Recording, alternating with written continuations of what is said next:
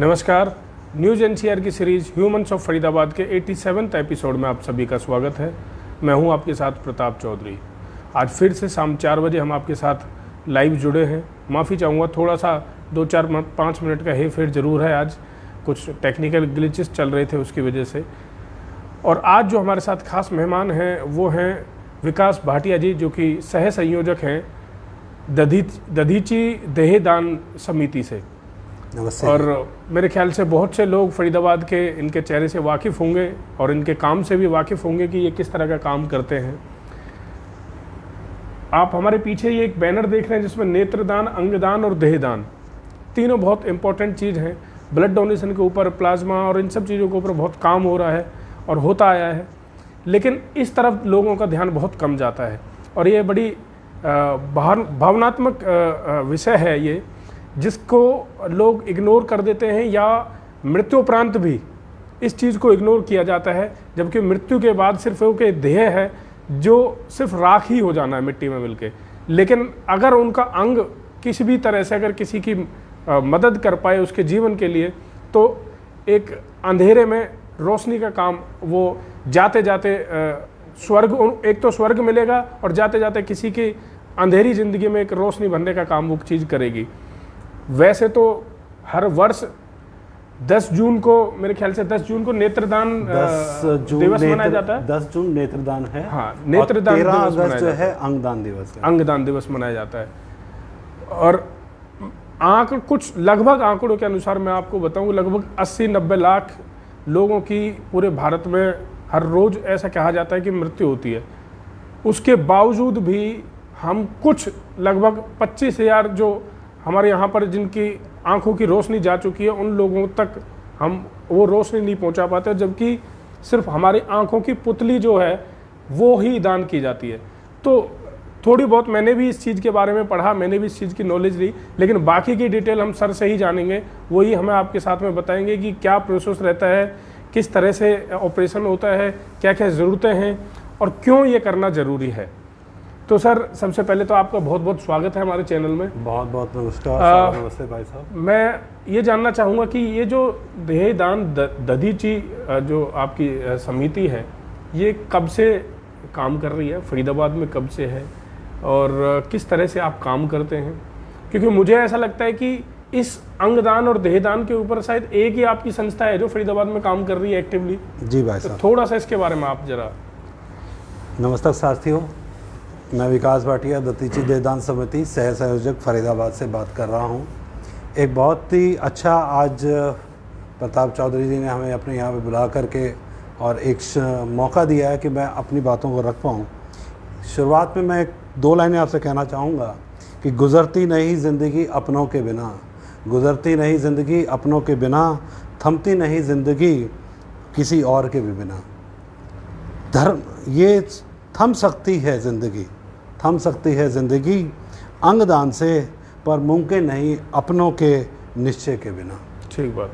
तो आप सब साथियों का बहुत बहुत स्वागत है। ये समिति पिछले 25 वर्ष से दिल्ली एनसीआर में काम कर रही है। ये हमारा स्वर्णिम रजत जयंती वर्ष है जिसमें हम प्रवेश कर गए हैं जी। और फरीदाबाद में ये समिति 2015 से शुरू से काम कर रही है। राजीव गोयल जी हमारे कन्वीनर हैं, संयोजक हैं, जो फरीदाबाद के इस मुहिम को चला रहे हैं जी। और लगभग 25 हम कार्यकर्ता हैं जी फरीदाबाद से। अच्छा। जो अवैतनिक रूप से अपने धर्म और कर्म को मानते हुए इस विषय को लोगों को जागरूक करने के लिए ये कार्य कर रहे हैं।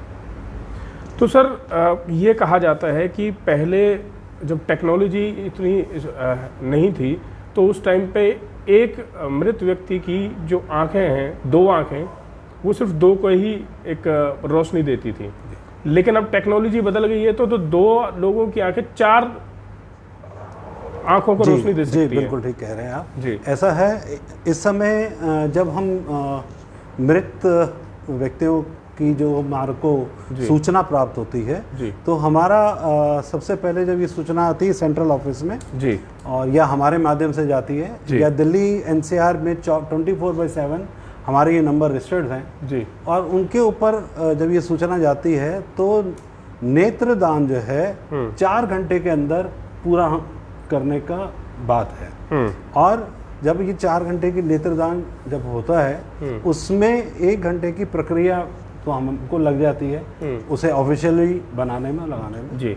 और उसमें 2 आँखें जो मृत शरीर से मिलती हैं, उसका जो कॉर्निया है वो बाइसेक्ट होकर के एम्स में जाता है। कॉर्निया यानी कि जो काली पुतली जो होती है, जो आगे का जो लेयर है वो जाती है और वो एम्स में जाती है दोनों आंखें। वहां पे जाकर के उसके कॉर्निया को बाइसेक्ट किया जाता है जी। जितनी वो स्वस्थ आंख होगी उसमें से उतना वो कॉर्निया का हिस्सा निकाल करके 2 से 4 से 6 व्यक्तियों तक, हम 8 व्यक्ति बोलते हैं लेकिन 2 से 4 या 6 व्यक्तियों तक लगभग ये कॉर्निया स्थापित किया जाता है। जी जी जी।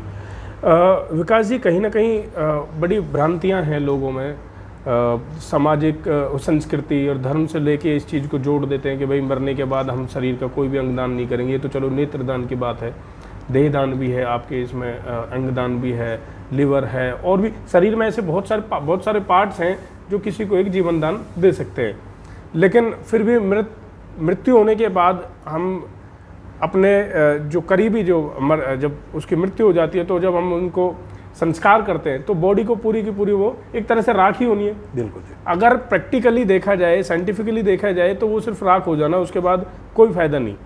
लेकिन कम से कम वो व्यक्ति, अगर आप उसके गार्जियन समझदार हों, पढ़े लिखे हों और इस चीज़ को समझते हो कि उसके शरीर के जो अंग हैं उससे कितना काम चलेगा, तो ये लोगों में भ्रांतियाँ क्यों हैं? देखिए चौधरी साहब, समिति अपनी तरफ से कुछ इस तरह के जागरूकता के प्रोग्राम करती है।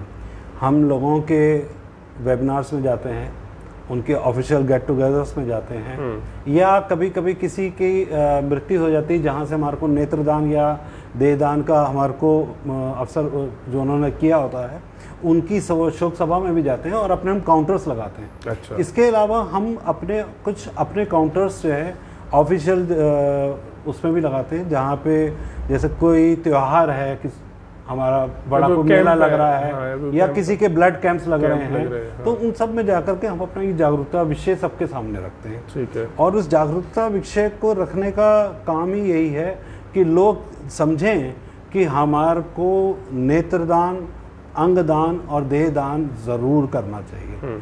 आप जानते होंगे कि रक्तदान पिछले 40, 45, 50 वर्षों से निरंतर हो रहा है जी। लेकिन आज भी जब कभी कभी ऐसा होता है कि किसी के घर में किसी को रक्त की आवश्यकता पड़ती है तो वो अपने यहाँ देने के बजाय वो ब्लड बैंक्स की तरफ भागता है या उन NGOs को ढूंढता है जो इस मदद कर रहे हैं उनको कि वहाँ पे उनको रक्त की उपलब्धता करा दें। इसी तरह नेत्रदान भी लगभग 25-30 साल वर्ष हो गए हैं और मैं ये अनुभव अब कर रहा हूँ कि नेत्रदान तो लगभग सभी लोग कराते ही कराते हैं। अच्छा।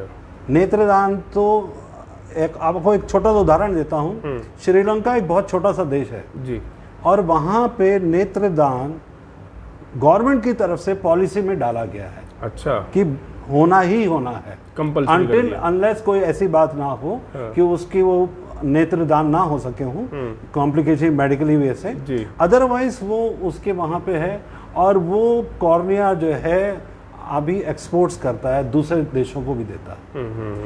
हम चाहते हैं कि हिंदुस्तान से नेत्र की अंधमुखता जो है वो खत्म हो जाए। ड्यू टू कॉर्निया ब्लाइंडनेस अगर कहीं अंधमुखता है तो उसकी समाप्ति हो जाए, और हमारा ये ध्येय है कि हम इसके ऊपर निरंतरता बढ़ें जी।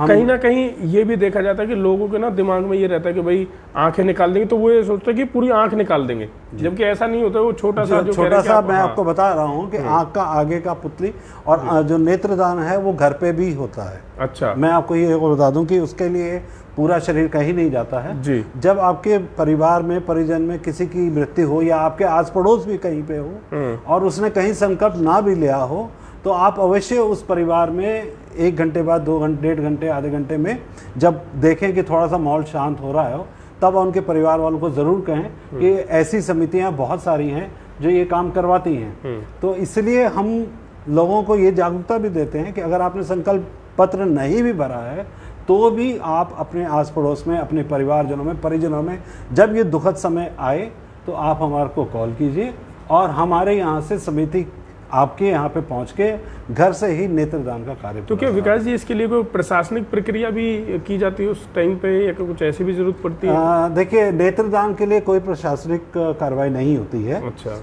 और नेत्रदान आप अपने तरफ से अपनी मर्जी से आप कर सकते हैं।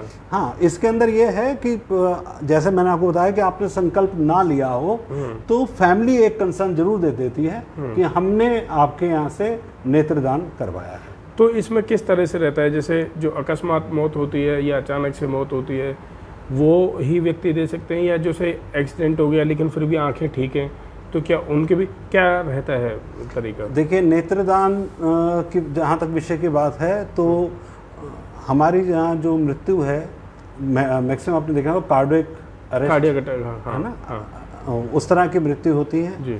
और दूसरा, या आप कोई ऐसे गंभीर बीमार पीड़ा में हैं और कोई आपकी लीवर डैमेज या किडनी डैमेज हो गई या कोई और बीमारी आ गई तो आपकी मृत्यु चली जाती है। उसमें दूसरी वो मृत्यु जाने का तरीका एक होता है ब्रेन डेथ जी। तो जब ब्रेन डेथ होती है, ब्रेन डेथ केस में नेत्रदान कई बार नहीं होता है क्योंकि आपके सिर पे चोट लगी होती है। ओके। लेकिन ब्रेन डेथ डिक्लेरेशन एक और पार्ट है इसमें, वो क्या है, मस्तिष्क मृत्यु। अगर मस्तिष्क मृत्यु आपकी हुई है, वो मस्तिष्क मृत्यु डॉक्टर नहीं कहता, एक पैनल ऑफ डॉक्टर्स आता है जो गवर्नमेंट ऑफ हॉस्पिटल से आता है जी। वो डिक्लेरेशन करवाता है, वो आपके टेस्ट करता है, 2 टेस्ट होते हैं। अगर उसके अंदर वो डिक्लेयर हो जाए कि ये जो पीड़ित व्यक्ति है इसकी ब्रेन डेथ हो गई है, तब आप उसके अंगों का दान कर देते हैं। अच्छा। उसके अंदर नेत्रदान भी हो जाता है अगर आपके नेत्रों में गंभीर चोट नहीं है तो। जी जी। चलिए, हो गई नेत्रदान के बाद अब आते हैं अंगदान। किसी जरूरतमंद को नई जिंदगी देता है जी। अंगदान में कौन कौन से अंगों की हम बात करते हैं? देखिए, मैंने अभी जहाँ से ये बात शुरू कर रहा था कि ब्रेन डेथ केसेस में ही ऑर्गन डोनेशन होती है। ओके। ऑर्गन डोनेशन कराने के लिए ये नहीं है कि आपकी कार्डियक अरेस्ट डेथ हो गई तो आपके ऑर्गन डोनेट हो जाएंगे। अच्छा। ऑर्गन डोनेट होंगे तभी जब आपकी ब्रेन डेथ हो। अच्छा, मतलब ये जो लिवर वगैरह जो भी चेंज होता है तो ये जो हमारे शरीर के अंग हैं, हाँ। इसमें हार्ट है जी, हमारी दोनों किडनी है, हमारा लिवर है, हमारे टिश्यूज हैं, हमारी बोन है, हमारी स्किन है और हमारे पैनक्रियास हैं। ये सब ऑर्गन्स जो हैं तभी डोनेट होंगे जब आपकी ब्रेन डेथ होगी। तो हम तो ये कहते हैं कि किसी को जीवन देना हो आपने, तो आप ये सिर्फ प्लेज कर लीजिए कि अगर मेरी कभी किसी इस कारण से मृत्यु हो तो मेरे अंगों का भी दान हो जाए। अभी आपने देखा होगा पीछे कुछ समय से पेपरों में ज़्यादा आ रहा है कि ग्रीन कॉरिडोर्स बन रहे हैं और ग्रीन कॉरिडोर बना करके ही ऑर्गन जो है एक जगह से दूसरी जगह पहुंच जाता है जी। उसमें हर एक ऑर्गन का टाइमिंग है कि हार्ट 4 घंटे में ट्रांसप्लांट हो जाए, किडनी 18 घंटे में ट्रांसप्लांट होगी, लीवर का पार्ट कितनी देर में होगा जी। इस तरह के ऑर्गन्स के हर ऑर्गन्स का एक टाइमिंग है। उस टाइमिंग के अंदर अगर आपके ऑर्गन्स ट्रांसप्लांट निकल जाए और वो होकर के रेसिडेंट तक पहुंचने चाहिए। इसलिए वो ग्रीन कॉरिडोर्स का आपने वो नक्शा देखा जी जी जी। तो वो ग्रीन कॉरिडोर इसी वजह से बनाया जाता है कि हम वो समय पूर्वक ये अंगदान समय से निकलवा करके किसी जरूरतमंद को ये नई जिंदगी प्रदान करते हैं जी। आगे बात अब देहदान की। मेडिकल छात्रों में पढ़ाई शोध के लिए जी, ये बिल्कुल अलग ही कॉन्सेप्ट है देखा जाए तो, क्योंकि इसमें कहीं ना कहीं आपको एक पूरी की पूरी बॉडी डोनेट करनी पड़ती है और जिसके लिए मुझे नहीं लगता कि बहुत से परिवार इस चीज़ के लिए राजी होते होंगे। तो इसको लेकर आपको कितने चैलेंजेस फेस करने पड़ते हैं?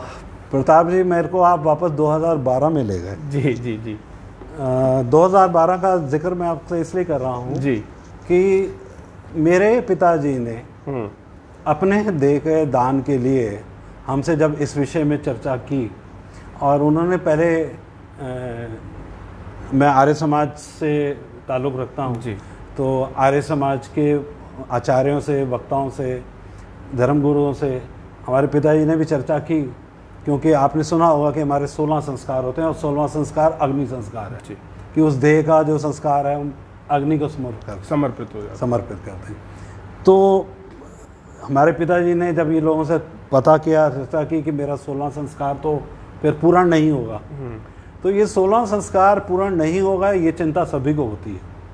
लेकिन जैसे आपने शुरू में कहा कि ये एक नश्वर शरीर है।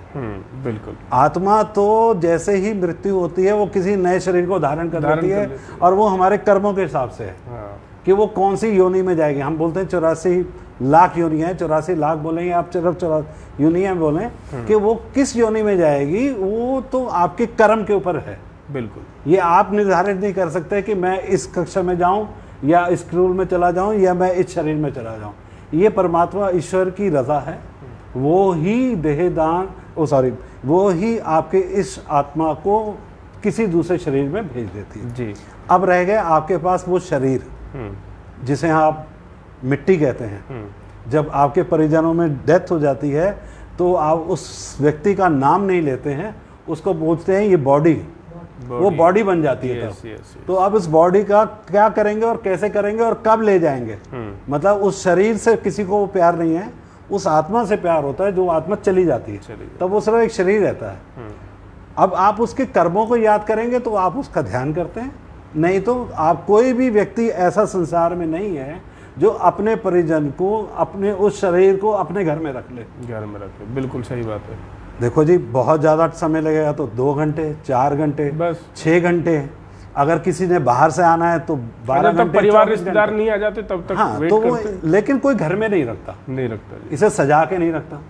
और जब हम इसे अग्नि को सुमर्द कर देते हैं तो उसमें से जो हम अस्थियां लाते हैं उसको भी घर के अंदर नहीं लाते, उसको भी घर के बाहर से ही लोगों को दिखा देते हैं कि देखो जी ये हमने फूल चुन लिए हैं और अब उनको हम गंगा जी में बांधे। बिल्कुल। तो क्यों ना हम ऐसा कुछ काम कर जाएं कि इस देह से भी कुछ ऐसा संस्कार मिल जाए किसी को कि देह किसी के काम आ जाए।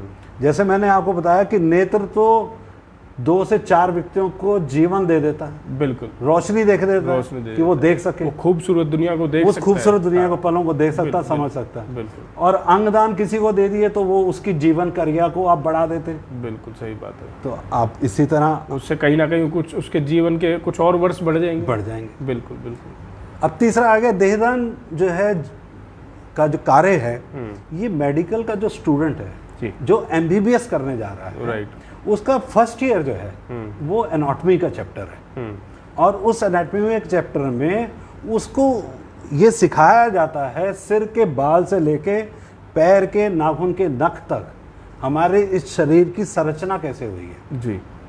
और उस संरचना को समझने के लिए उसको एक देह की तो जरूरत है। बिल्कुल। पहले तो हम रबड़ के पुतलों के ऊपर भी करते थे, ठीक बात, लेकिन वो संरचना जो ईश्वर ने बना के दी है, जो हमारे शरीर में बनी है, जरूरी है। कई बार ऐसा होता है कि संरचना में भी थोड़ा थोड़ा मतभेद आ जाता है, लेकिन वो वास्तविक शरीर में ही वो ये समझ पाएगा कि मेरे शरीर, इस शरीर के अंदर कौन से अंग कहाँ लगे हैं, किस तरह जुड़े हुए हैं। और आपको मैं एक छोटा सा उदाहरण देता हूँ। किसी को कोई ऑपरेशन कराना है, मान लीजिए घुटनों का ही ऑपरेशन कराना है, तो वो घुटनों के ऑपरेशन के लिए जिस डॉक्टर के पास जाता है, पहले तो उस डॉक्टर के बारे में बाहर के लोगों से राय ले लेता है कि कैसे डॉक्टर है। हाँ। फिर वो डॉक्टर का एक्सपीरियंस जब जान लेता है तो उनसे राय लेता है कि डॉक्टर साहब आपने कितने सर्जिकल ऑपरेशन किए हैं। अब वो डॉक्टर साहब ने अगर कभी इस देह के ऊपर प्रैक्टिकल किया होगा तो वो उनको पता होगा कि इसकी बीमारी कैसी है। उसने पढ़ाई तो पूरी 4 साल 6 साल की, लेकिन उसकी जो स्टार्ट जहाँ से था, जब उसको लगाना था, जब उसने शरीर को काटना है जी, और काट करके उसके उस अंग को प्रत्योपित करना है या उसको ठीक करना है या जोड़ना है, तो उसके लिए तो उसको इस नश्वर देह की जरूरत पड़ती है जिसपे वो प्रैक्टिकली आपको समझ सके। इसलिए देहदान मैं कहता हूँ, जीते जी आप रक्तदान कीजिए, जब तक आप स्वस्थ हैं आप रक्तदान कीजिए, और जाते जाते आप अंगदान कीजिए। जाते जाते मीन्स कि कहीं ऐसे आपकी मृत्यु हो रही है कि आप ब्रेन डेथ केस में हैं, हाँ। तो आप तो वो उस समय डिसीजन नहीं ले सकते, लेकिन आपका जो परिजन बाहर बैठा है उसका एक निश्चित। पर इसमें सबसे बड़ी चीज़ ये है कि हर किसी व्यक्ति को इस चीज़ के प्रति जागरूक होना पड़ेगा, अवेयरनेस उनको उनके बीच में लानी पड़ेगी, क्योंकि अब ये तो पता नहीं कि कब किसकी मृत्यु होनी है जी। लेकिन अगर सभी लोग हम इस चीज़ से अवेयर रहेंगे तो जब अगर आपके परिवार में किसी की, अगर भगवान ना करे कोई किसी की मृत्यु हो जाती है, तो आपको कम से कम ये पता होना चाहिए कि अगर इनकी मृत्यु हुई है तो इनके अंगों से, किसी भी एक अंग से किसी की जान बच सकती है। अब ये तो आपकी मेरे ख्याल से बैंक्स भी होती होंगी जहाँ पे इन चीज़ों को, अंगों को, जहाँ जैसे ब्लड को देते हैं ऐसे इनको भी तो देते होंगे कहीं ना कहीं। देखिए ऐसा क्योंकि उनको ऐसा व्यक्ति तो कोई मिलेगा नहीं एकदम से। नहीं इस समय तो अंगों की इतनी जरूरत है कि 5 लाख लोग प्रतीक्षा में खड़े हैं और हमारे पास अवेलेबिलिटी कोई एक नंबर तो होता होगा कि जैसे मान लिया किसी की मृत्यु हो गई, अब वो बंदा ये तो कहाँ ढूंढेगा कि भैया किसको जरूरत है, तो कोई एक ऐसा संपर्क रहता होगा कि भाई इनसे संपर्क करो, आप हमारी बॉडी में से ये ले जाइए। देखिए ऐसा है, डायरेक्ट अंग कभी किसी को नहीं मिलते हैं। अच्छा, इसको अंगों का मिलने का साधन ये है कि जब आपके कोई कोई बीमारी हो गई, जैसे मैं कहता हूँ आपकी किडनी फेलियर चल रही है, आपने डायलिसिस पे चल रहे हैं, ठीक है, और लंबे टाइम तक डायलिसिस पे चलते चलते आपके डॉक्टर ने बताया कि अब आपकी किडनी दोनों फेल हो चुकी हैं, अब आपको किडनी की ज़रूरत है, तो आपको उसी दिन आप बोलें कि जाए मैं बैंक में जाऊं और जाके 10 लाख 5 लाख खरीद निकालूं और जाके वो उसको परचेज कर लूं। ऐसा नहीं है मेरे भाई। इसके लिए भारत सरकार ने नोटों के नाम से एक ट्रिब्यूनल बना रखा है। ओके, उस नोटों के अंदर आपको अपने आप रजिस्टर्ड कराना पड़ता है जी, और इसी तरह स्टेट का सोटो होता है और रीजनल ऑफिस है रोटो। ये सब मिलकर के ऑर्गन्स और उन हॉस्पिटल्स के साथ इन टच में रहते हैं जहाँ पे ये ब्रेन डेथ का इशू आता है, ठीक है, और जहाँ पे लोगों की आवश्यकता है, मतलब ऐसी आवश्यकताएं भी हैं जिनको दिल की ज़रूरत है, जिनका दिल इतना कमज़ोर हो गया है कि उनका दिल काम नहीं कर रहा है और उनको दिल ट्रांसप्लांट कराना ही पड़ेगा। अब वो वेट कर रहा है, बिस्तर पे पड़ा है या घर पे पड़ा हुआ है, वो अपनी बारी का इंतज़ार कर रहा है कि मुझे कहीं से एक दिल मिल जाए और मैं वो लगा दूँ। राइट। अब वो आपने इसलिए बार बार हम अंगदान के लिए बोलते हैं कि बहुत रेयर टू रेयर में होता है, इसकी संख्या बहुत कम है और कम होने के कारण ही इसका प्रत्यारोपण नहीं हो पाता। जी जी जी। इस समय लगभग 2 लाख लोग नेत्रदान के लिए इंतजार कर रहे हैं। 2 लाख लोग नेत्रदान की इंतजार कर रहे हैं। 5 लाख लोग अंगों का इंतजार कर रहे हैं, जबकि अवेलेबिलिटी 50,000 की भी नहीं है। अच्छा, और ये सब रजिस्टर्ड हैं और वो रजिस्टर्ड होने के बाद वो प्रतीक्षा में है। प्रतीक्षा। आप जब ऐसी खबर आती है, जब हॉस्पिटल ऐसा डिक्लेरेशन देता है, तब वो नोटों में संपर्क करता है। नोटो जो है उस शरीर जहाँ से आ रहा है उसके जिसको ज़रूरत है उनसे संपर्क किया जाता है। उसमें भी उनकी एक गाइडलाइंस हैं। तो ये पूरी एक प्रोटोकॉल गाइडलाइन है। ये नहीं है कि मैं चाहूँगा मुझे पहला मिल जाए, उसको जो वहाँ पे रजिस्टर्ड है और जिसकी ज़रूरत कैसी ज़्यादा है उसकी रिक्वायरमेंट के हिसाब से ही उसको कॉल किया जाता है और फिर वो ट्रांसप्लांट किया जाता है। Okay okay okay okay. कुछ सवाल ले लेते हैं, इस बीच में हमारे पास सवाल आ रहे हैं। बिल्कुल बिल्कुल। प्रमोद मिनोचा जी हैं, इनका एक सवाल आया हुआ है। Only placed by self is sufficient to donate organ body or family consent also required? हाँ हाँ, नहीं इसमें क्या नाम बताया? प्रमोद मिनोचा जी हैं। प्रमोद जी, मैं आपको बता देता हूँ कि जब आपको ये फॉर्म भरना है प्लेज करने का, इसके अंदर आपकी फैमिली की एक विटनेस, मिनिमम 1 विटनेस तो बिल्कुल चाहिए ही चाहिए। वो ब्लड रिलेशन कोई भी हो सकता है, स्पाउस हो सकती है, पेरेंट्स हो सकते हैं, 18 साल से बड़े आपके बच्चे हो सकते हैं, तो कोई भी एक मिनिमम विटनेस या दूसरी 2 विटनेस तो आपको देनी पड़ती है। वो फैमिली कंसर्न चाहिए क्योंकि आपने प्लेज किया है और कराने वाला आपका परिवार है। अगर आप परिवार को बताएंगे नहीं, उनसे बात नहीं करेंगे, जैसे मैंने आपको अपनी 2012 की बात बता रहा था, अब मेरे फादर ने जब प्लेज किया 2012 में साइन किया एम्स के अंदर, और तब मैं भी ऐसी बात सोचता था कि ये क्यों होता है जी, और किस लिए होता है और क्यों कारण है। लेकिन 2016 में जब उनकी मृत्यु हुई, हमने उनकी देह को दान करने से पहले एम्स में कॉल किया था। तब हम लोकल हमारी टीम है यहाँ पे, उन्होंने उनके नेत्रदान किए, वो एम्स में गए।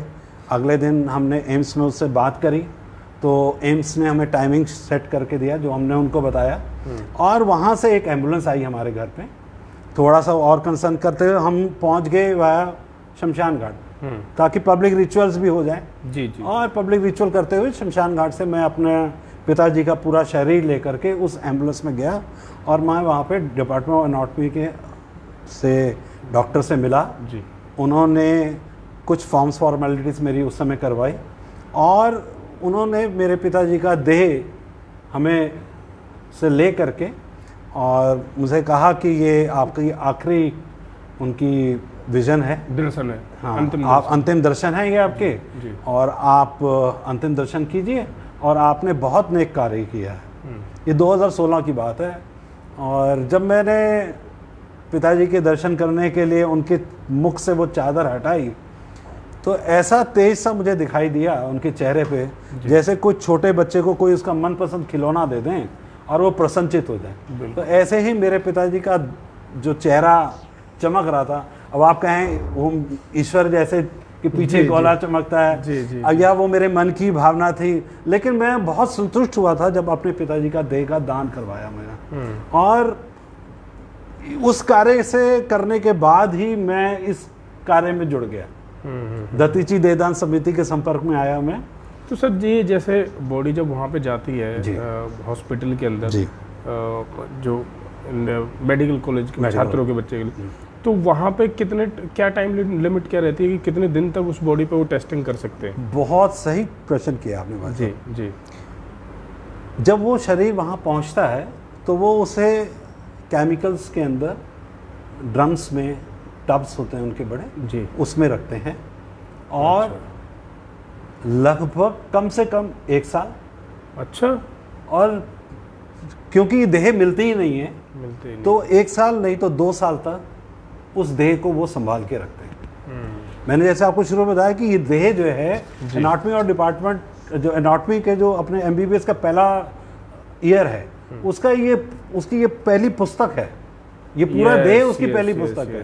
तो उसको बहुत ही नम्रता और श्रद्धा के साथ प्रोटेक्ट करके रखते हैं, जी, जिस पे वो उस पूरे शरीर का परीक्षण करते हैं। और उस देह का जब 2 साल बाद उस विच्छेदन के बाद फिर वो उसे समर्पित कर देते हैं अग्नि में, या और अच्छा। और कुछ और ऐसे भी हैं जैसे तो जब वो बिल्कुल लास्ट में जब वो समर्पित करते हैं जी। अग्नि को या संस्कार करते हैं, जी, जी, तब फिर परिवार से नहीं, संपर्क किसी कैसे परिवार को नहीं बुलाते अच्छा, हैं, फिर नहीं क्योंकि किया। ये आप जब उनको वो शरीर दे रहे हैं, सौंप चुके हैं, हाँ, एक ये बार। शरीर दे रहे हैं तो आप उनको एक रिटर्न में कंसर्न दे रहे हैं कि अब वो लोग उस शरीर के मालिक हैं। जी जी जी जी। तो आपका उससे कोई अब संबंध नहीं रहा। अच्छा, जो मैंने आपसे शुरू में बात करी ना कि घर में अस्थियां भी नहीं लाते हैं, हाँ। तो हमारा प्रेम तो वहीं खत्म हो जाता है। हमारे मन में श्रद्धा होती है अपने उस परिजन के प्रति, लेकिन सिर्फ प्रेम नहीं होता है। तो मैं चाहता हूं कि लोग इस मान्यताओं से उभरें कि देखिए हमने जो शरीर लिया है, जी, जो ये शरीर हमारे पास आया था वो ईश्वर की कृपा से आया था। जी जी। और हमने उससे ईश्वर की ही भावनाओं को समझते हुए उसको वहां आगे समर्पित कर दिया जी। कि ताकि बेटे, वो पीछे किसी देखो। के काम आ सके। जब हम किसी को समर्पित करते हैं, आपको ये देखें, आप मान के चलेंगे, हम ईश्वर ने जो हमें, जैसे हमें भेजा है मनुष्य रूप में, जी। ईश्वर ने बहुत बड़ा सृष्टि का निर्माण किया। उसमें प्रकृति भी सृष्टि की निर्मित है और प्रकृति का काम है देना। बिल्कुल। आप पेड़ देखें, नदी देखें, नाले देखें, सूर्य भगवान को देखें, वो भी देते हैं। पेड़ फल देता है, हाँ, प्रकृति है, प्रकृति तो सब कुछ प्रकृति दे का रही काम है। ही देने का है। बिल्कुल। पानी जीवन दे रहा है, बिल्कुल। वायु आपको प्राण दे रही है। तो ये सब काम है देना। जी। तो अगर हमने ये देना सीख लिया तो जो हमें मनुष्य जाति के रूप में हमें प्राप्त हुआ है वो भी हम जाते जाते किसी को अगर दे जाएं तो इससे भला कुछ आप और कर ही नहीं सकते। तो मेरा तो ये मानना है कि आपने देह को किसी को दे के चले जाओ ताकि वो किसी के काम आ जाए। वैसे तो मेरा ये सवाल होना नहीं चाहिए, फिर भी मैं आपसे कर रहा हूँ, क्योंकि मैं यहाँ पर एक आम आदमी की तरह सवाल आपसे कर रहा हूँ जी, ताकि आम लोगों को आम भाषा में ये चीज़ समझ में आए। बिल्कुल ठीक बात है। वैसे तो आप पहले से इस चीज़ के लिए प्रति जागरूक रहे हैं और अवेयर रहे हैं, तो जब आपके पिताजी की आपने उनके शरीर को वहाँ अस्पताल में दिया, तो क्या आपको ऐसा नहीं लगा था कि लगभग 1 साल तक मेरे पिताजी की बॉडी के साथ में, उनके देह के साथ में खिलवाड़ किया जाएगा, काटा पीटा जाएगा, ये सब होगा? कभी ऐसा मन में आया? नहीं भाई साहब, ऐसा कुछ भी नहीं है, किसी के मन में ऐसी बात नहीं आती है। देखिए, आपको एक चोट लगती है जब खेलते हुए आप गिर जाते हो, आपके मन से आह निकलती है, लेकिन वो कुछ घंटे में या कुछ दिन में वो चोट भर जाती है, और वो भरने के बाद आप उसमें उस चोट को भूल जाते हैं जी। और जैसे मैंने आपको बताया कि हम अपने उस परिजन को जिसका हमने देहदान किया है, उसके कर्मों को तो हम याद कर रहे हैं, वो हमारे शरीर, मेरे मन में बसे हुए हैं। मैं ज़रूरी नहीं है कि वो सिर्फ उनकी फ़ोटो के आगे धूप बत्ती करूं, माला करूं और मैं ये दिखाऊं जग को कि मैं तो बहुत अपने पिता के मानने वाला हूं।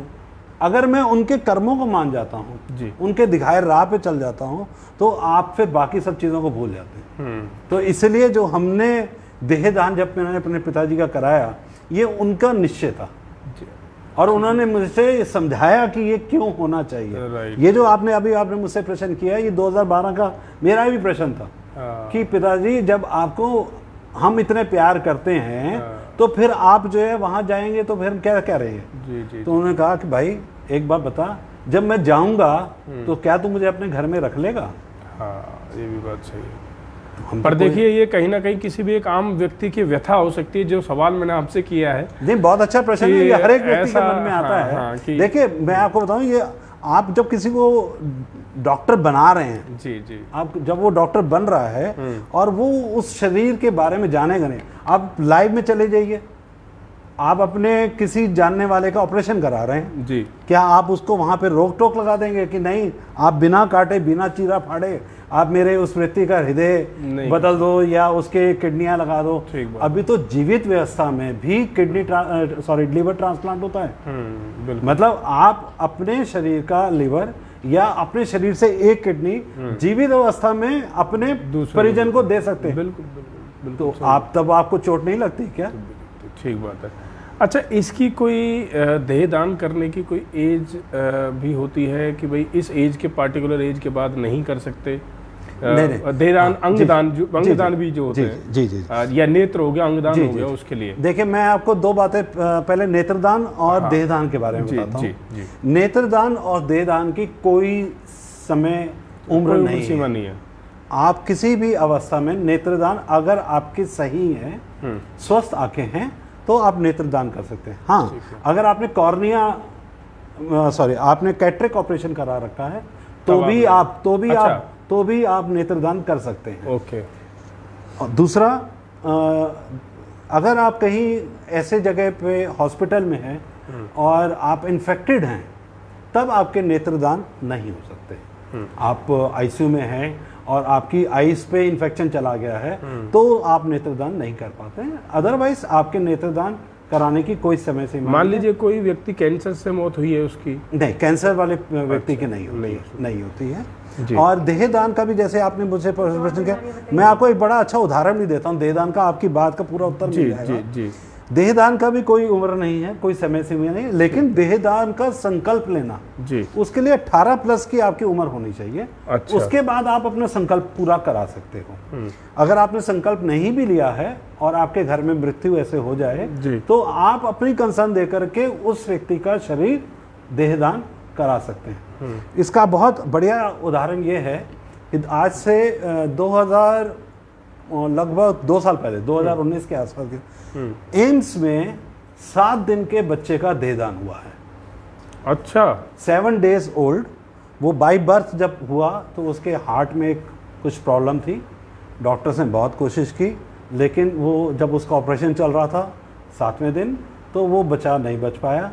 और उनके दादाजी ने उस बच्चे का देहदान कराने के लिए हमारे जो माननीय आलोक कुमार जी हैं, उनको फ़ोन किया था। आलोक कुमार जी दतीची देहदान समिति के संरक्षक हैं इस समय। राइट। और उन्होंने इस समिति को खड़ा किया था। बनाने वाले वही हैं जी, और संकल्प लेने वाले भी वही हैं।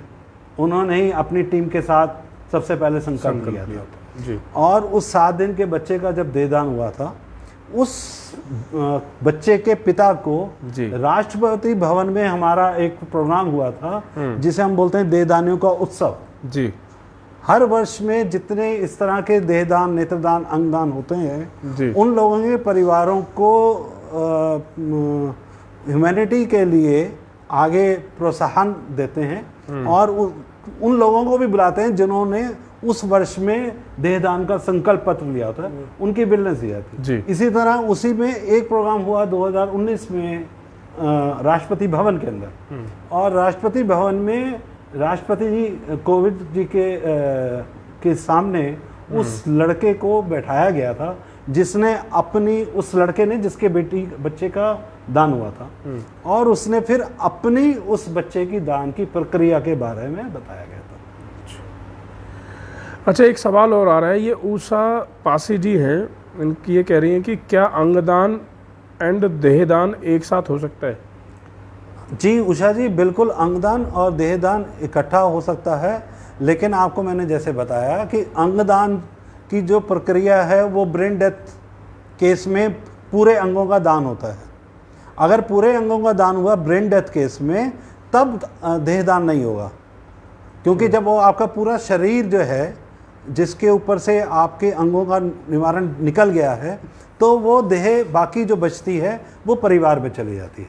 अगर ये ब्रेन डेथ केस हुआ, अब मैं अगर बोलूं कि आपने अपने नेत्रों का दान किया, नेत्र अंग है हमारे जी, नेत्रों के दान के साथ देह का दान होता है। अच्छा, एक ये सवाल और आया है प्रमोद जी का, ये कह रहे हैं कि I have placed for organ donation in 2016, do I need to separately place for body donation? यानी कि देहदान के लिए अलग से उनको करना पड़ेगा संकल्प? आपने प्रमोद जी जहाँ से करवाया है, आप उनको ये एक बार इन्फॉर्म कर दें कि आपने भी ऑर्गन डोनेशन के साथ साथ बॉडी डोनेशन भी करवाना चाहते हैं, तो वो अपने रिकॉर्ड्स को अपडेट कर लेंगे, और आप अपने परिवारों में जो आपके सदस्य हैं उन्हें ये ज़रूर बता दें कि अगर मेरी मृत्यु ब्रेन डेथ के केस में होगी तो आप मेरे अंगदान कराइए, अगर मेरी मृत्यु नेचुरल हो जाए तो मेरे नेत्रों का दान करा करके मेरे शरीर को देहदान के लिए मेडिकल। हाँ, मैं आपको इस बात में एक और बता दूं कि दिल्ली एनसीआर के अंदर हम सर भी जो काम कर रहे हैं, हमारे गवर्नमेंट मेडिकल कॉलेजेस के अंदर ही ये देह जाती है। अच्छा, मैं किसी प्राइवेट मेडिकल कॉलेज में ये देह नहीं देता हूँ। मेरी ये जो देह मिलती है मैं सिर्फ गवर्नमेंट मेडिकल कॉलेजेस में ही देता हूँ। अच्छा, ऐसा भी होता है कि प्राइवेट कॉलेज वाले भी? देखिए, प्राइवेट वाले अप्रोच जरूर करते हैं, लेकिन हम नहीं देते हैं। अच्छा, तो वो उनको भी कहीं ना कहीं सरकारी प्रक्रिया से गुजरना पड़ता है? वो तो कुछ अलग सा है कि उनको करने वो प्रोक्योर करते हैं, खरीदते हैं, लेकिन हमारा जो देहदान का महत्व है फरीदाबाद, क्योंकि मैं फरीदाबाद के लिए बोल रहा हूँ, तो फरीदाबाद के लिए ऐसा नहीं है कि केवल ईएसआई मेडिकल कॉलेज में जा सकती है, ये देह एम्स में जाती है, सफदरजंग हॉस्पिटल में जाती है, हमारे आर्मी मेडिकल कॉलेज में जाती है धौला कुआं में, और फरीदाबाद ईएसआई मेडिकल कॉलेज में जाती है। फरीदाबाद में किस हद इसके साथ एक और मैं जी जी जी जी जी जी इसके साथ अभी अनंतनाग मेडिकल कॉलेज कश्मीर, अच्छा, वहाँ पे भी देहदान की आवश्यकता पड़ी तो वहाँ भी जाती है, और मौलाना मेडिकल आज़ाद कॉलेज में भी जाती है। जी जी। सर, फरीदाबाद में कहाँ तक कितना लोगों को जागरूक कर पाए इस चीज़ के प्रति? आप क्या लगता है कि फरीदाबाद अब अवेयर हो रहा है इस चीज़ के लिए? 2017 में जब मैं जुड़ा था जी, और उस समय ईएसआई मेडिकल कॉलेज में हमारा पहला उत्सव हुआ था। उत्सव इसलिए बोलते हैं देहदानियों का उत्सव, जैसे मैंने आपको बताया कि लोगों को बुलाते हैं जिन्होंने प्लेज किया होता है या जिनके परिवार से कोई ऐसा दान मिलता हो। उसी तरह के उस उत्सव में क्योंकि 2016 अक्टूबर में हमारे पिताजी की डेथ हुई थी, और मुझे भी ऐसा पता चला था कि एक समिति काम कर रही है और वो बुलाती है लोगों को, तब मैं ईएसआई मेडिकल कॉलेज में गया, और आलोक जी की धर्मपत्नी मंजू प्रभा जी वो इस समिति की उपाध्यक्ष हैं, और आलोक जी राजीव जी जो फरीदाबाद के कन्वीनर हैं, संयोजक हैं, मेरी उनसे मुलाकात हुई, उनसे बातचीत हुई, और वहाँ पे इस तरह के प्रोग्राम को देख करके मेरा मन जुड़ गया कि मैं भी इस समिति के साथ जुड़ के काम कर लूँ, और मैं तब से उस समिति के साथ काम कर रहा हूँ। इस तरह का प्रोग्राम 2017 के बाद 2018 में वो हमने किया था डीएवी सेंचुरी कॉलेज में, उसमें लगभग 135 फॉर्म मैंने भरवाए थे जी। उसके बाद डीएवी सेंचुरी कॉलेज में अगले वर्ष हमने काम किया के बाद हमने किया दयानंद महिला महाविद्यालय में, जहाँ पे 190 फॉर्म मैंने भरवाए थे और 600 लोगों की गैदरिंग कराई थी जी, जिसमें लोगों को अवेयरनेस करने के लिए ये जागरूकता प्रोग्राम किया था। लगभग इन 3 सालों में जो बात आप कर रहे हैं 2016-17 के बाद से, 17 से आपने ज्वाइन किया, तो 17 के बाद से कितना देहदान आपकी आंखों के सामने हुआ या आपके कार्यकाल में हुआ है? देखिए मैं फरीदाबाद से अच्छा खाली फरीदाबाद का बना देता हूँ। फरीदाबाद में 25 दान हुए हैं। अच्छा। जिसमें से 11 देहदान हुए हैं, बाकी नेत्रदान हुए हैं। और ये जो हमारा 1.5-2 वर्ष का ये पीरियड निकला है कोरोना काल में, ये गाइडलाइंस गवर्नमेंट की गाइडलाइंस आने के बाद से ये कार्य बंद हो गया था। जी। इसको सरकार ने स्थगित कर दिया था और सभी डॉक्टर्स कोरोना की वजह से काम कर रहे थे और उन्होंने ये प्रण करा दिया था कि आप ये डोनेशन नहीं करवाएंगे। हाँ, वो कहीं ना कहीं कोरोना का एक इसमें बहुत ज़्यादा था। लेकिन अब ये दोबारा प्रक्रिया आराम कर दी है। इसमें अभी भी थोड़ी सी गाइडलाइंस गवर्नमेंट ने दी हैं कि आरटीपीसीआर टेस्ट के बाद ही देहदान और नेत्रदान होगा। नेत्रदान कराने के लिए आरटीपीसीआर की अगर आपके पास कॉपी है उस मृत व्यक्ति की या मृत होने से पहले की 72 घंटे पहले की, तो वो आप आरटीपीसीआर की रिपोर्ट दीजिए और वो एम्स से या गुरु तेग बहादुर कॉलेज से हमारी टीम आएगी और नेत्रदान कराएगी। और जो देहदान है वो अभी एम्स में ही हो रहा है। तो ये अब प्रक्रिया दोबारा प्रारंभ हो गई, लेकिन इसमें आरटीपीसीआर की रिपोर्ट बहुत ही मैंडेट रखती है। विकास जी, देखिए कहीं ना कहीं ये तो रही शहर की बात, और शहर में ही आप अभी काम कर रहे हैं। यहाँ के लोगों को अवेयर करना या उनको समझाना, मुझे ऐसा लगता है कि ज़्यादा कुछ कठिन नहीं है, क्योंकि लोग पढ़े लिखे हैं, पढ़े लिखे समाज में रहते हैं, रोज़ाना ऐसे ही लोगों के बीच में आना जाना होता है, कॉरपोरेट्स में काम कर रहे हैं, तो कहीं ना कहीं उनको समझाना एक तरह से आसान है। रूरल में अगर हम जाएं और वहाँ के लोगों में देखें तो कहीं ना कहीं आज भी वो परंपरा और रूढ़िवादी सोच में फंसे होते हैं, तो उनको समझाना, उनको अवेयर करना बहुत बड़ा मुश्किल है। तो क्या आप इस तरह के कोई कैंपेन या इस तरह की जागरूकता अभियान गाँव के लिए भी सोचा है कि इस तरह से वहाँ करें? बिल्कुल जो ये प्रक्रिया है, ये प्रक्रिया तभी संभव होती है कि जब हम खुले मानसिकता के साथ आगे बढ़ते हैं। जी। फरीदाबाद, जैसे मैंने आपको बताया कि हम दिल्ली एनसीआर क्षेत्र में काम कर रहे थे, और दिल्ली एनसीआर क्योंकि मेरे दिल्ली एनसीआर के अंदर पूरे इसके क्षेत्र में मेरे पास 12,000 रजिस्टर्ड प्लेज फॉर्म्स हैं। अच्छा। जिन्होंने ये संकल्प लिया हुआ है कि उनके जाने के बाद नेत्रदान होगा या अंगदान होगा या देहदान भी होगा। ठीक। ऐसे 12,000 रजिस्टर्ड हैं। ठीक है। और ये सारा कार्य कराने के लिए हमारे 8 जोन हैं। जी। और 8 जोन में एक जोन फरीदाबाद भी है, और लगभग 1100 के करीब हम वॉलंटियर पूरे दिल्ली एनसीआर में ये काम करते हैं। अच्छा। अब ये काम करने का तरीका ये है कि हम डिफरेंट एनजीओज के साथ बात करते हैं, डिफरेंट क्लब्स के साथ बात करते हैं, उनके एसोसिएशन मीटिंग्स में जाते हैं, और वो उनके बाद जाने के साथ हम वहाँ पे अपना काउंटर लगा करके लोगों को अवेयर करते हैं। अब आपने कहा कि हम गाँवों में कैसे पहुँचे, तो दिल्ली एनसीआर से हमने एक कदम बढ़ाया पलवल की ओर, और दूसरा कदम हमने बढ़ा दिया मथुरा की। तो दिल्ली एनसीआर में फरीदाबाद जोन जो है पलवल और मथुरा को भी इन टच में है, और वहाँ पे भी लोगों को जागरूकता का प्रोग्राम कर रही है। और इस प्रोग्राम को करने के लिए पलवल की एक संस्था है करुणामयी, अच्छा, जो लवारिस लाशों का संस्कार करती है, और उनके साथ मिलकर के और उनके जो डिफरेंट क्लब्स हैं उनके साथ मिलकर के हमने कॉलेजेस में जाना शुरू किया। अच्छा।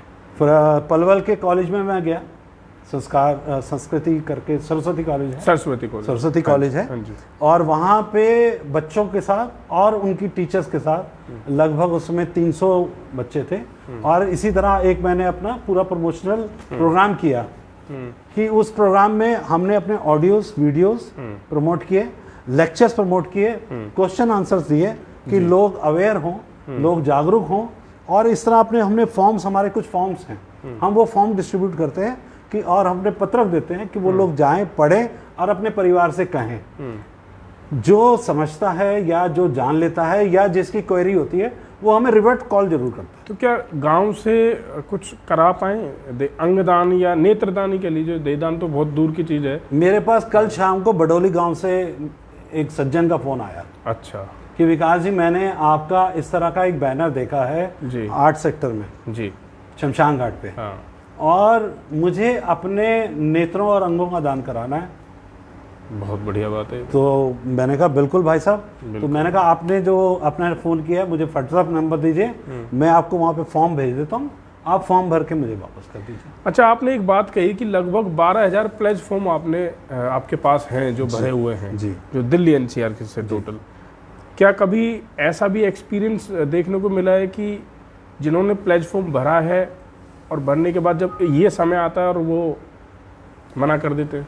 देखिए, इस तरह के प्रश्न में एक उत्तर तो ये है, मैं आपको बता दूं कि मेरे पास 100% जी जिस व्यक्ति का फ़ोन आया है जी उसका दान हुआ है। जी, मतलब वो कोई ऐसा कारण नहीं रहा होगा कि उसका दान ना हुआ हो।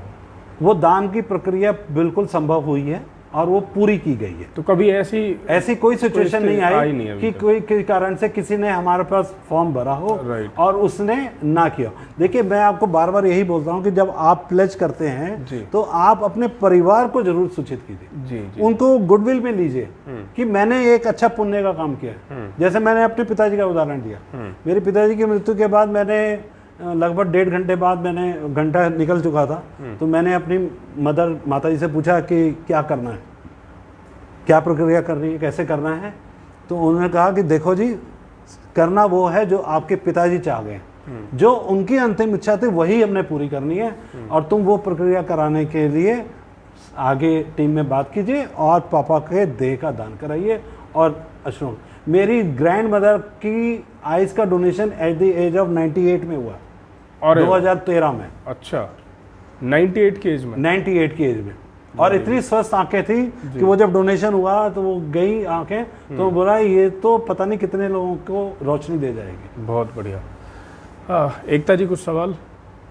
एक बार अगर आप ये बता पाते कि कैंसर के अलावा और आजकल जो कॉमन डिजीजेज हैं उनसे ग्रसित लोग अपना नेत्रदान, अंगदान और देहदान करा सकते हैं, जैसे डायबिटीज है, HIV है, और आजकल हेपेटाइटिस के केसेस बहुत हैं जिनके कारण लिवर सिरोसिस, लिवर केसेस जी होते जी हैं। देखिए, जो कैंसर का पेशेंट है उसका डोनेशन नहीं होता है, ठीक है, उसकी डोनेशन का प्रक्रिया संभव नहीं है और वो किया नहीं जाता है। हाँ, अगर वो ब्रेस्ट कैंसर होगा तो, क्योंकि ब्रेस्ट कैंसर पार्ट हो गया, वो रिमूव हो जाता है, तब उसका वो डोनेशन। ट्यूमर है, ट्यूमर का नहीं, ट्यूमर मतलब जो बिल्कुल फैल गया आपका कैंसर, उनका आपका डोनेशन नहीं होता। और जी HIV और जो HIV का भी नहीं होता। अच्छा, डायबिटिक का होता है जी। अच्छा, डायबिटिक का होता है? हाँ, डायबिटिक तो कोई बीमारी नहीं है। अच्छा, डायबिटिक जो है वो शरीर की पेनक्रियास का पार्ट है। अच्छा, वो उससे कोई वो नहीं। मैं खुद डायबिटिक हूँ और मैंने ऑर्गन डोनेशन का फॉर्म भरा हुआ है। और थायराइड हो गया? हाँ, नहीं, वो उन सब का होता है। उन सब का होता है। ठीक, बहुत बढ़िया आपसे इन्फॉर्मेशन मिली। एक चीज़ और मैं आपसे जानना चाहूँगा कि जैसे आप नेत्रदान, अंगदान, देहदान, इसमें मुझे जो सबसे ज़्यादा मुश्किल वाला काम लगता है वो ये है कि देहदान लोग जल्दी से नहीं करते। मैं इसलिए बार बार आपको बोल रहा हूँ भाई साहब कि देहदान ही सबसे आसान प्रक्रिया है। अच्छा, कि देहदान के लिए आपको सबसे पहले अपने आप को मोटिवेट करना है। देखिए, पहला मोटिवेशन मैं खुद होऊंगा। राइट। जब मैं मोटिवेट हो जाऊंगा तो मैं अपनी फैमिली को मोटिवेट करूंगा। मैं फैमिली को मोटिवेट करूंगा तो मैं समाज को मोटिवेट करूंगा, मतलब अड़ोस पड़ोस में बताऊंगा। तो पहला मोटिवेशनल सबसे पहले आपने अपने आप को करना। जब आप मोटिवेटेड हो तो फिर कराने के लिए आपका परिवार कराएगा ही कराएगा। बिल्कुल बिल्कुल। हमारे मानते, हम संस्कृति ऐसी हमारी कि हम अपने बुजुर्गों को मान करके जाते हैं। जी जी। इन तीनों में सबसे ज्यादा चैलेंज किस चीज में फेस करने को मिला आपको? कैसा कभी कोई बैड एक्सपीरियंस भी रहा? नहीं, देखिए, मैं आपको बताता हूँ कि बैड एक्सपीरियंस नहीं होता है। चैलेंज वहाँ आता है जब अंगदान होता है। अच्छा, इसीलिए आपको मैं बता रहा हूँ कि प्रक्रिया बहुत रेयर टू रेयर में होती है। जी जी जी जी। जब आपका परिजन बिस्तरे पे पड़ा हुआ है, उसकी हार्ट बीट 120-80 दिख रही है उसकी सांस चल रही है, उसका शरीर काम कर रहा है, पूरा काम कर रहा है, उसका हार्ट लीवर सब चल रहा है, और ऐसे में उसके परिजन को बोला जाए कि नहीं अब उसकी मस्तिष्क मृत्यु हो गई, अब आप अपने परिवार का अंगदान कराइए, तो वो एक सोच है। देखिए वो एक निर्णय लेना, बड़ा निर्णय लेना है वहाँ निर्णय लेना है। तब वहाँ पे बहुत सारे आजकल काउंसलर्स होते हैं जो आपको समझाते हैं। देखिए क्योंकि उस शरीर ने एक होता है ब्रेन डेथ जी, और एक होता है कि कोमा में जाना। जी जी, कोमा का पेशेंट जो है रिट्रीवल है, हाँ, कभी ना कभी वो कभी ना कभी वापस आ सकता है, इसलिए कोमा का पेशेंट का अंगदान नहीं होता। जी जी जी, अंगदान जो होगा सिर्फ ब्रेन डेथ केस में होगा, और ब्रेन डेथ केस में भी जिसको ब्रेन हेमरेज भी जिसको ब्रेन हेमरेज सिर के दिमाग में यहाँ पीछे है, यहाँ चोट लग जाती है, आपका एक्सीडेंट हो गया, आप ऊपर से कहीं गिर गए, क्लॉट्स बन जाते हैं, हाँ, तब आपका ब्रेन डेड काम करे, पीछे से काम करना बंद करेगा, तब वो डिक्लेरेशन होगी। उसके पास भी 2 बार गवर्नमेंट की डिक्लेरेशन है जिसमें 6-6 घंटे के 2 टेस्ट होते हैं। जब उसकी रिपोर्ट आ जाती है उसके बाद ही वो डिक्लेयर होता है, तब फैमिली को इंटीमेट किया जाता है कि हाँ अब आपके फैमिली में जो मेंबर है उसको ब्रेन डेथ हो गया, अब वो वापस नहीं आ सकता। इसलिए आप कोशिश करें। आपने अभी जयपुर से एक छोटी बच्ची का उदाहरण देखा होगा जिसके 7 अंग दान हुए। अच्छा। वो 1.5 साल की बच्ची थी और वो छत से गिरी, उसका ब्रेन हेमरेज हुआ और उसका अंगदान हुआ। अच्छा। हमारे ही अपने साथी हैं दिल्ली में, नॉर्थ दिल्ली में हैं, रोहनी में रहते हैं, उनके परिवार से 7 डोनेशन हो चुकी हैं। अनिल जी उनका नाम था। अभी उनको कुछ ऐसी परिस्थिति हुई कि वो ब्रेन हेमरेज हुआ और वो हॉस्पिटलाइज हो गए और पता चला कि अब वो जीवित नहीं रहेंगे। तब उनको हमने एम्स में ट्रांसफ़र हुए, शिफ्ट किया गया और उनके 5 अंगों का दान हुआ जी। वो परिवार पूरा समर्पित है। और मैंने आपको जैसे बताया कि हम कुछ धार्मिक लोगों को बुलाते हैं, ऐसे ही दतीची ऋषि की हम 2 साल में कथा करते हैं। अच्छा। और अभी जो कथा हुई दतीची कथा, वो उनके परिवार ने अपने भाई को समर्पित करते हुए उस अनिल वाटिका रोहनी में करी। जी जी। तो लोगों को सिर्फ जागरूक, महाराज का भी तो इतिहास है, दतीची ऋषि है। हाँ, ऋषि, ये दतीची ऋषि के नाम से अपना शरीर त्याग दिया था। उन्होंने अपना शरीर के अंदर से जो उनकी अस्थियां थी जी, वो दी थी, जिससे वज्र बना और वो असुर का इंद्र का वज्र बना, इंद्र के लिए एक वज्र बना, महिषासुर नाम के एक राक्षस का वध हुआ।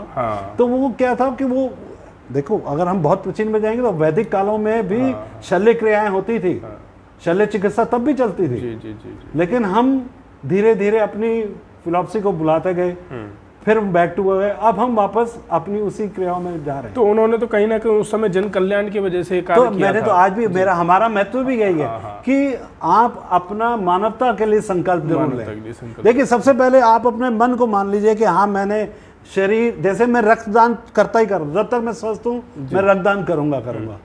और मैं जब जाऊंगा, मेरा जाना निश्चित है, अगर आया हूं तो जाऊंगा से, जब जाना ही है तो क्यों ना कुछ ऐसा कर जाऊं। तो डायबिटिक कर सकते हैं क्या? जी, डायबिटिक में ऑर्गन डोनेशन का प्रक्रिया थोड़ी सी कम हो जाती है। रक्तदान की मैं बात कर नहीं करते, रक्तदान नहीं कर सकते ना। हाँ, मैंने स्वयं लगभग 25 बार रक्तदान किया है। अच्छा। लेकिन जब से डायबिटिक हो गया तो मेरे मन की ये बात रह गई है कि मैं आगे रक्तदान नहीं कर पाता। हाँ जी, एक जी आपका सवाल था कुछ। जी, मेरा वैसे तो बहुत सारे सवाल हैं, लेकिन एक तो ये क्वेश्चन कि यूथ में आप इसकी अवेयरनेस ज़्यादा किस तरह से लेकर आ रहे हैं, क्योंकि अगर 60% पॉपुलेशन यूथ है इंडिया की, उन्हें समझ आ गया तो वो इसी मैसेज को अपने परिवार तक भी ले जाएंगे और आगे उनकी पीढ़ी के अलावा उनके आगे वाली पीढ़ियां भी समझेंगी। देखिए, मैंने अभी यही बताया था कि यूथ को समझाना आसान है, और यूथ को समझाने के लिए हमने उनके कॉलेजेस में जाना शुरू किया है। जैसे मैंने आपको बताया कि मैं पलवल गया अभी पीछे, इस कोरोना काल के बीच में, जब वो चल रहा था, कॉलेज बीच में ओपन हुआ था, तब मैं वहाँ गया था। वो 300 बच्चे थे वहाँ पे, उनको मैंने इसी पे लेक्चर दिया।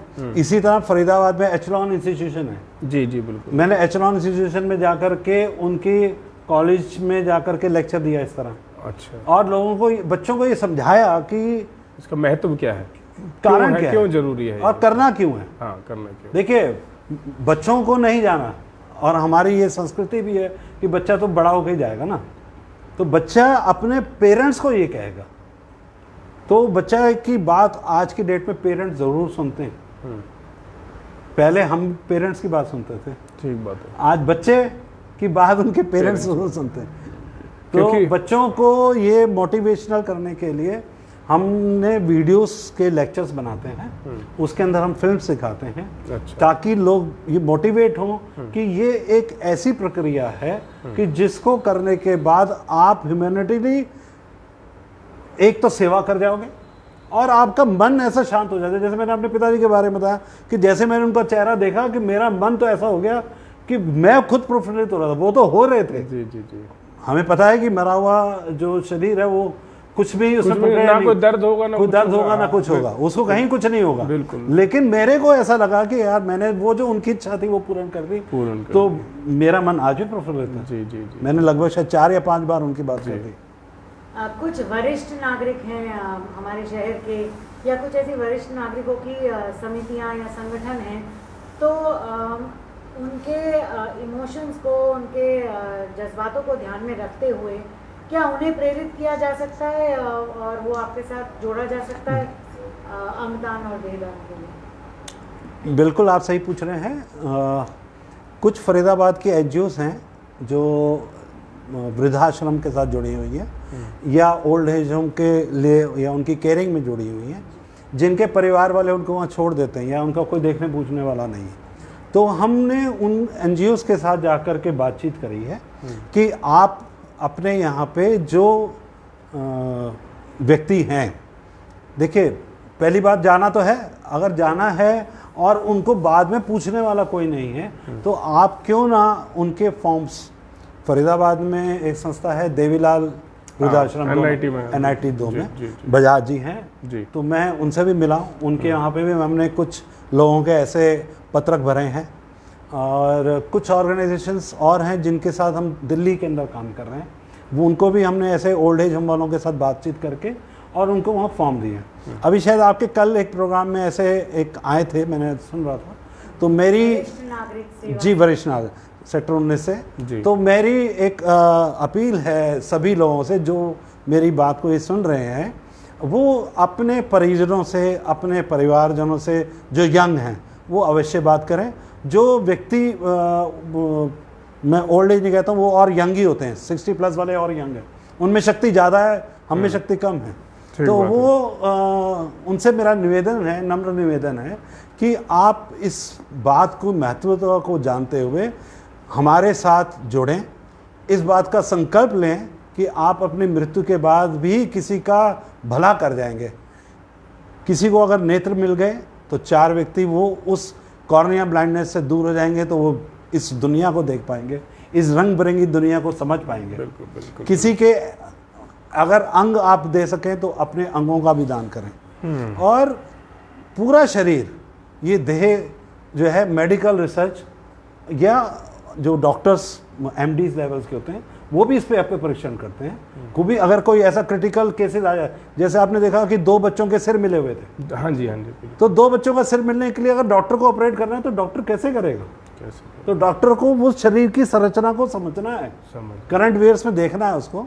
इसलिए हम देह के दान के लिए लोगों को प्रेरित करते हैं कि लोग जुड़ें। और जी प्लीज़ कुछ कहना चाहें? अच्छा मैं जाते जाते आप लोगों से 2 लाइनें और कह देता हूँ। अंग मृत्यु राह में, अंग मृत्यु राह में लाख हैं कतार में, अंग मृत्यु राह में लाख हैं कतार में, यार अंगदान कर, यार अंगदान कर, दान कर, दान कर, दान कर, ले शपथ, ले शपथ, ले शपथ। बहुत बढ़िया। तू ना जलेगा, तू ना जलेगा कभी, दफन ना होगा कभी, तू ना जलेगा कभी, दफन ना होगा कभी, यार देह दान कर, दान कर, दान कर, दान कर, ले शपथ, ले शपथ, ले शपथ। बिल्कुल, ये महान दृश्य है, ये महान दृश्य है, जो चल बसा वो मनुष्य है। ये महान दृश्य है कि जो चल बसा वो मनुष्य है अंगदान नेत्रदान से फिर खुद को जिंदा रख। अंगदान नेत्रदान से फिर खुद को जिंदा रख। हाँ, क्योंकि अगर हमारे अंग किसी को लग गए तो उन और से किसी जीवन शरीर में किसी वो को है। जमीन मिल गया, वो फिर नेत्र फिर वो कोई देख रहा है, बिल्कुल। आपकी आंखों से कोई देख रहा है, आपके अंगों से कोई जी रहा है। जी जी। तो अंगदान देहदान अंग नेत्रदान से फिर को तू जिंदा रख, ले शपथ ले शपथ ले शपथ। बहुत बढ़िया लगा आपसे सर बात करके, बहुत इन्फॉर्मेटिव ये हमारा सेशन रहा। कतार में सवाल तो बहुत सारे हैं, अभी भी मन में बहुत सारे सवाल चल रहे हैं, लेकिन थोड़ा सा समय को भी हमें देखना पड़ेगा।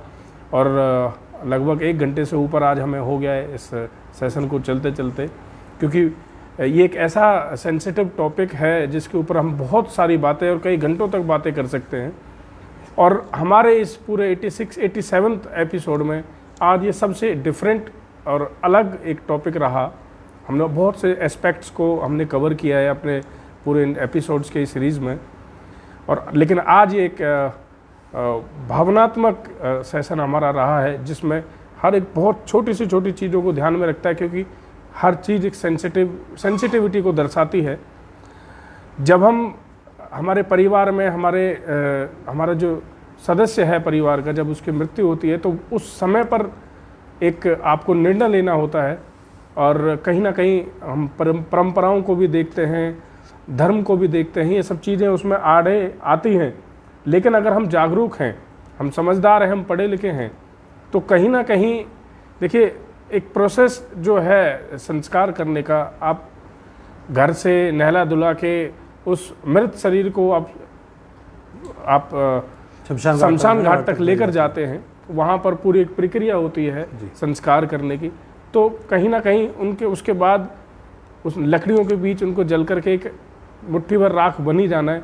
उसके बाद जो अस्थियां रह जाती हैं उनको भी आप बहा देते हैं, जैसा भी बिल्कुल आपने सही कहा। मैंने वही बताया कि आप राख को एक नाले में, नदी में बहा देते हैं, नदी में बहा देते हैं, और अस्थियों को ले जाके गंगा जी में प्रवाहित, अपने घर में आप नहीं रखते हैं।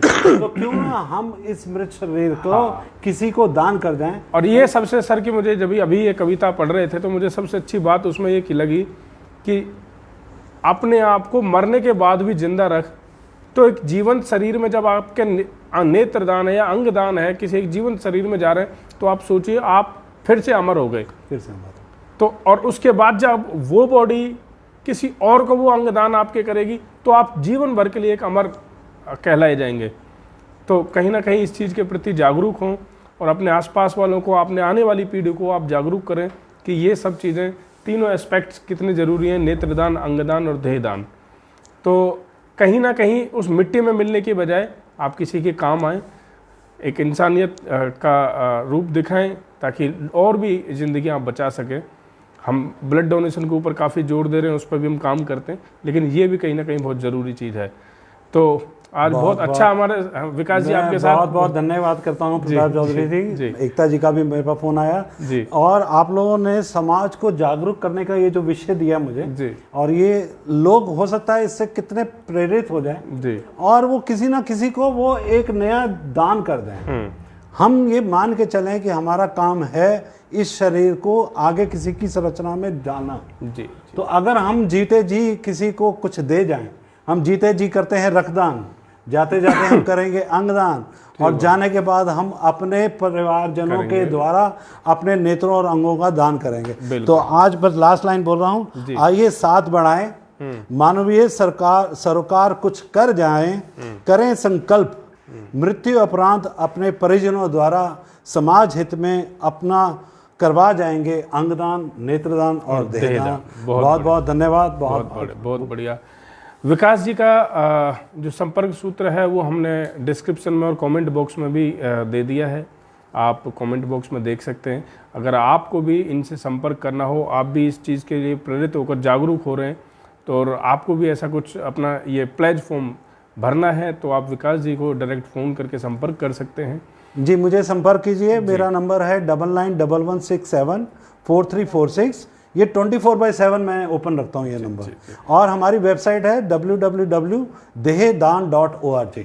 आपको ये सारी बातें जो इतनी मैंने आपसे बताया, वो सब उसी में अवेलेबल है। प्लेटफॉर्म भी अवेलेबल है, मुझे फ़ोन करेंगे तो मैं आपको ये प्लेटफॉर्म दे दूँगा। दिल्ली NCR फरीदाबाद। बहुत बहुत बिल्कुल बिल्कुल बिल्कुल। और आप कभी भी हमें भी संपर्क कर सकते हैं। दूसरी बात, मैं आज अपने चैनल के माध्यम से, विकास जी हमारे साथ में बैठे हैं और इनको मैं एक बात ज़रूर कहना चाहूँगा कि उनको कभी भी न्यूज़ NCR की तरफ से इस सहयोग में, इस नेक काम में, इस विषय में आपको कभी भी हमारी ज़रूरत पड़ती है, चाहे हम कैसे भी प्रचार के माध्यम से आपकी अगर कुछ मदद कर पाएँ तो हम हमेशा उसके लिए तैयार रहेंगे। तो फिर से हम किसी न किसी ऐसे ही खास मेहमान के साथ कल फिर से उपस्थित होंगे और फिर से आपकी मुलाकात उनसे करवाएंगे। तब तक के लिए आप हमारे साथ बने रहें और ऐसे ही देखते रहें रोजाना शाम को 4 बजे ह्यूमंस ऑफ फरीदाबाद। धन्यवाद। सादर नमस्ते।